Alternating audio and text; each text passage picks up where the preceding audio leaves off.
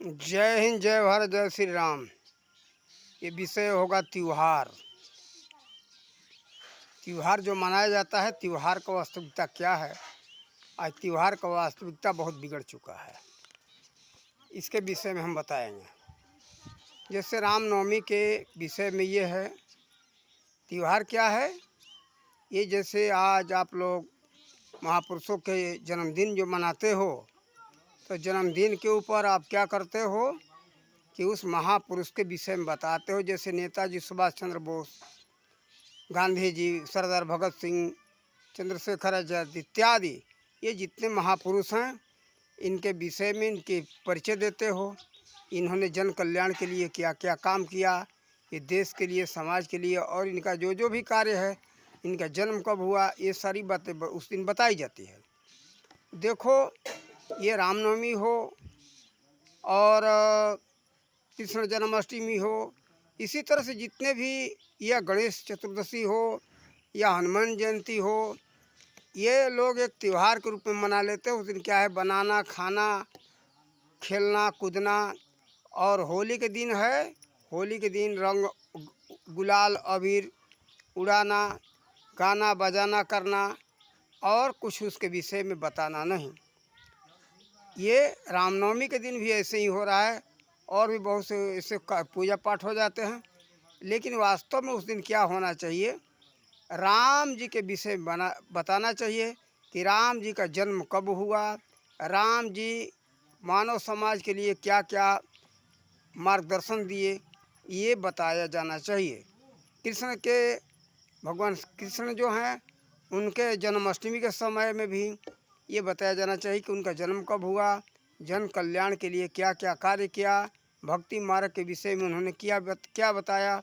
इसी तरह से जितने महापुरुष हैं, जैसे देखो आता है का, ये आपका ये क्या कहते इसको, शिवरात्रि। शिवरात्रि के दिन भी यही बात होना चाहिए। उस दिन शिवरात्रि का मतलब है उस समय भगवान शिव का जन्मदिन है, उनके विषय में बताया जाना चाहिए कि उनका इस धराधाम पर जन्म हुआ और वो जन कल्याण के लिए ये ऐसा कार्य किया उन्होंने। देखो, इस जगत में भक्ति मार्ग से लेकर के जन कल्याण के लिए जितने सूत्र हैं, सब उन्होंने इस संसार में दिया है। चाहे औषधि हो या कोई भी विज्ञान का सूत्र हो, ये सब भोलेनाथ का दिया हुआ है। इसीलिए कहा जाता है भोला भंडारी, यानी सभी कुछ का भंडार उनके पास था, है और देते हैं वो। देखो, एक जगह एक पुस्तक में हमको मिला था, 11 सूत्र 11 पुस्तक ऐसे हैं जो कि उसमें लाखों सूत्र का वर्णन है। 11 तो पुस्तक है, और उन सभी पुस्तकों को मिलाकर के लाखों सूत्र उन्होंने दिया। जैसे स्वर तंत्र विज्ञान, चिकित्सा विज्ञान, ये शल्य चिकित्सा, और धातु विज्ञान, ये क्या गृह निर्माण विज्ञान, इस तरह से अनेकों विज्ञान के सूत्र उसमें 17 पुस्तकों का, विज्ञान के मूल पुस्तकों का नाम उन्होंने दिया था, जो कि उस लेखक ने लिखा था, और उसमें लाखों सूत्र है। तो देखो, इस तरह से इस धराधाम पर देखने में आ रहा है, इस जगत को ये सब भोलानाथ ने दिया है। और कारण कि इनका आयु बहुत लंबा है, और ये अधिक इनका लंबायु होता है, और ये जगत कल्याण के लिए बहुत कुछ इन्होंने दिया। ब्रह्मा, विष्णु, शंकर 3 है, इसमें सबसे अधिक आयु वाले श्री शंकर जी को माना जाता है। तो देखो, इस तरह से ये त्यौहार का मतलब है जन्मदिन। और क्या है, कोई जैसे दिवस मनाया जाता है, जैसे ये 26 जनवरी हो या 15 अगस्त हो, ऐसे जो है ये विजयदशमी है। विजयदशमी एक दिवस है। तो विजयदशमी के विषय में तो रामलीला के माध्यम से कहीं कहीं बताया जाता है, लेकिन पूरा उसका वर्णन व्याख्या दे करके नहीं समझाया जाता। तो देखो, अब एक बात इसी विषय में बता दें, ये बहुत अत्याचार हो रहा है होली के समय में। होली पर भी क्या है कि होली भी एक विजय दिवस है, जो सत्य पर जो है कि विजय प्राप्त प्रहलाद जी ने किया था। इस विषय में बताया जाना चाहिए तभी हमारे आगे आने वाली पीढ़ी को ज्ञान होगा इसका। इस तरह से ये सब होना चाहिए। तो ये लोगों को भ्रम है। अब होली के दिन क्या हो रहा है, खूब अच्छा अच्छा मिठाई, पुआ, पकवान, मेवा, मिष्ठान बना लो, खा लो। अब उससे तो बुरा एक होने लगा क्या कि जीव हत्या उस दिन करोड़ों होते हैं, लोग मार करके लाखों मुर्गा बकरा को खा जाते हैं और खा करके शराब पीते हैं। वो कहते कि हमने होली मनाया, ये होली के दिन ये होना चाहिए। तो देखो ये गलत बात है। दीपावली के विषय में भी यही बात है। दीपावली के विषय में भी उस दिन बताया जाना चाहिए कि इस कारण से हम लोग दीपावली मनाते हैं। भगवान श्री राम जब अयोध्या आ गए तो उस दिन खुशी में जो होली ये दीपावली मनाई गई थी, उस विषय में वर्णन होना चाहिए। तो देखो ये सब बात त्यौहार के विषय में हमारा विचार है। और इसका वैसे वास्तव में देखा जाए आप सबको समझ में आएगा कि ये होता है। लेकिन ये हमारा समाज न करके उल्टा ये सब कार्य कर रहे हैं। तो देखो ऐसा होना उचित नहीं है। त्यौहार के दिन का मतलब है उस दिन एक जन्म दिवस है या किसी प्रकार का दिवस है, उस दिवस के दिन ऐसा ये सब लोग मनाएं, उससे लाभ उठाएं। और ये जन कल्याण के लिए जो जो महापुरुष भक्ति मार्ग के लिए बताए हैं, भक्ति मार्ग के विषय में पूरा वर्णन होना चाहिए कि भक्ति का सूत्र क्या है और हम भक्ति कैसे करें, भजन कैसे करें। केवल गान बजान कर लेना भजन नहीं है। जैसे लोग गाते हैं कि उमरिया बीती जा रही है हरि का भजन कर भाई, तो इसी को भजन मान लिए। लेकिन ये देखो वास्तव में ये भजन नहीं है। देखो वास्तव में भजन क्या है, भजन करना नहीं है। भजन आपके अंदर हो रहा है, भजन में मन को जोड़ना है, भजन हर श्वास श्वास का आपके अंदर हो रहा है। इसीलिए नानक देव जी ने कहा, उठत बैठत सोवत जागत नाम, नानक सदुभय काम। तो देखो कहने का मतलब कि निरंतर वह जप तो चल रहा है, जप में मन को आपको जोड़ना है। देखो इसीलिए किसी संत ने कहा, माला जपू न कर जपू, मुक्ते कहून राम, मेरा राम सुमिरन करे, मैं पाऊँ विश्राम। वह आपके श्वासों के अंदर निरंतर वह जप चल रहा है। जप करना नहीं है, पूजन करना नहीं है। पूजन तो वास्तव में हो रहा है।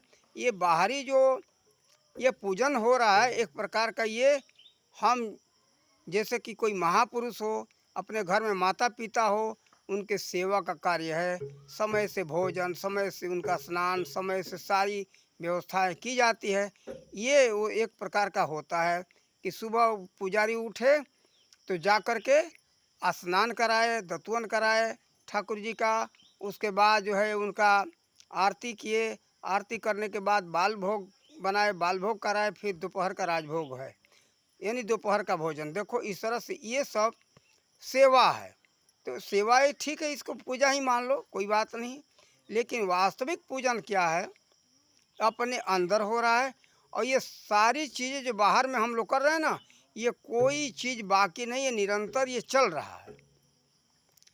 अब देखो ये करना नहीं है कुछ भी हो, लेकिन आप ध्यान जो व्यक्ति लगाते हैं वो तो ज़रा अंदर जा कर के देखें। वो जो समाधि में जाने पर पता लगेगा कि ये हमको करना नहीं है, अपने आप निरंतर कण कण में हो रहा है, हमारे अंदर ही नहीं, हर कण कण में हो रहा है। भजन हो रहा है, पूजन हो रहा है, आरती हो रहा है। देखो एक तो ज्योति हम लोग जलाते, कहते कि आरती करते। अरे आरती करते, वह आरती करके पुजारी कहते कि लो आरती ले लो। आरती ले लो का मतलब ये है कि ये ज्योति जो है, ये ज्योति को देख लो, तुम भी ज्योति स्वरूप हो, उस ज्योति स्वरूप को जानो। तो देखो इस तरह से बहुत बड़े भेद हैं इसमें, ये पूजा के विषय में। ये इसलिए इस सब के ऊपर हम सबको जानना चाहिए, समझना चाहिए। लेकिन इसको कौन बताएंगे, तत्वदर्शी संत। तो त्यौहार के दिन हर महापुरुष के जन्मदिन पर, किसी भी दिवस के ऊपर, होली हो, दीपावली हो, या कोई महापुरुष का जन्मदिन हो, जैसे भगवान श्री राम कृष्ण यदि 23 अवतार हुआ इस धारा धाम पर, ये बड़े बड़े संत हैं, कबीरदास जी हैं, दादू जी हैं, तुकाराम, ऐसे बहुत संत हुए। तो देखो किसी भी संत का जन्मदिन मनाओ तो उस जन्मदिन के ऊपर जो है ये सब चर्चा होना चाहिए भक्ति के बारे में, भक्ति का सूत्र क्या है।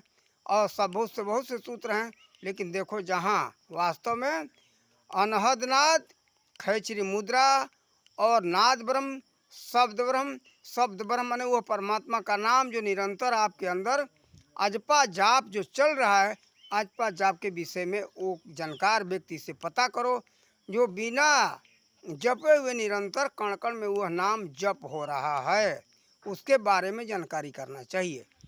जो भजन करना नहीं, भजन हो रहा है उसके बारे में ज़रा किसी से पूछना, जो जानकार होंगे संत वही बताएंगे, ये भेद को सबको पता नहीं है।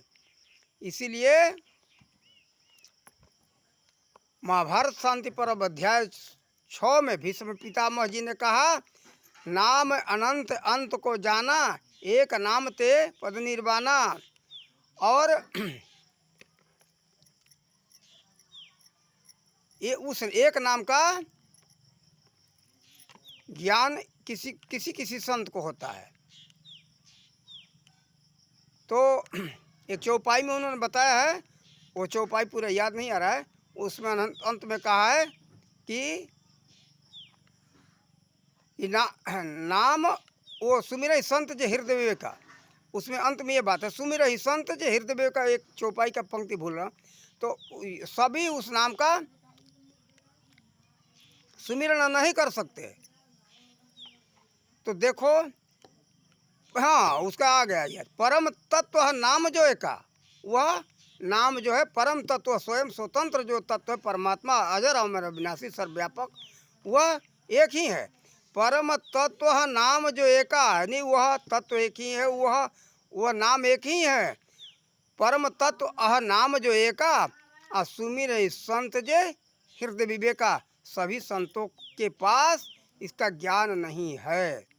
वह नाम एक है परम तत्व का। तो वैसे जानकार तत्वदर्शी संत से ये जान करके सुमिरन भजन करना चाहिए। और हर त्योहार पर ये हो तभी ये जीव का कल्याण हो सकता है। वास्तव में देखा जाए तो यह मानव जीवन हम सबको प्राप्त हुआ है हरि भजन के लिए, और ये सांसारिक भोग के लिए नहीं।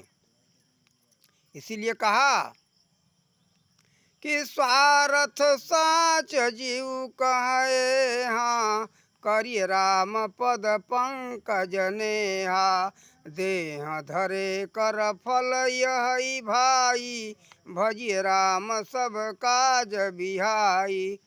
ये वास्तव में यह शरीर जो है हरि भजन के लिए प्राप्त हुआ है, और हरि भजन बिना हम सब इस संसार के सभी लोग दुखी हैं। दुख अनुभव का विषय है, सुख अनुभव का विषय है। सुख आवे और चला जाए, अनुभव न किया जाए तो क्या सुख। दुख आवे, दुख का अनुभव न हम न करें तो क्या है दुख, कुछ नहीं। अरे भाई एक बात बताएं, उदाहरण में जैसे हमारे पास अब ये मोबाइल है, आप वीडियो बना रहे हैं, ये खो जाए तो हम इसका व्यथा करें, वो हो खो गया। अरे जब नहीं था तो फिर कोई तो चिंता नहीं था, मुझे पता नहीं था क्या है। अरे ऊपर परमात्मा ने दिया था, ले लिया, इसमें चिंता करने की क्या बात है। जब तक मेरे भाग में था, मेरे साथ में रहने के योग्य था, लिखा था तो तब तक था, नहीं है चला गया, उसके लिए क्या चिंता करना है। तो केवल अनुभव का विषय है, अनुभव करेंगे तो दुख सुख महसूस होगा। तो देखो ये वास्तव में हम सबको शरीर जो मिला है इसी संसार के भोग के लिए नहीं मिला, इसके लिए ज़्यादा चिंता करने की बात नहीं है। भक्त प्रहलाद जी ने बताया है कि प्रारब्ध के अनुसार इस संसार में हम सबको जो लिखा है तो मिलता ही रहेगा। हम सबको अधिक क्या सोचना है, परमात्मा का सुमिरन ध्यान कैसे अधिक हो जाए। तो ये देखो वास्तव में हर त्यौहार के ऊपर किसी न किसी कोई दिवस है या तो कोई महापुरुष का जन्मदिन है, और वास्तव में यही बात है, वही चर्चा होना चाहिए।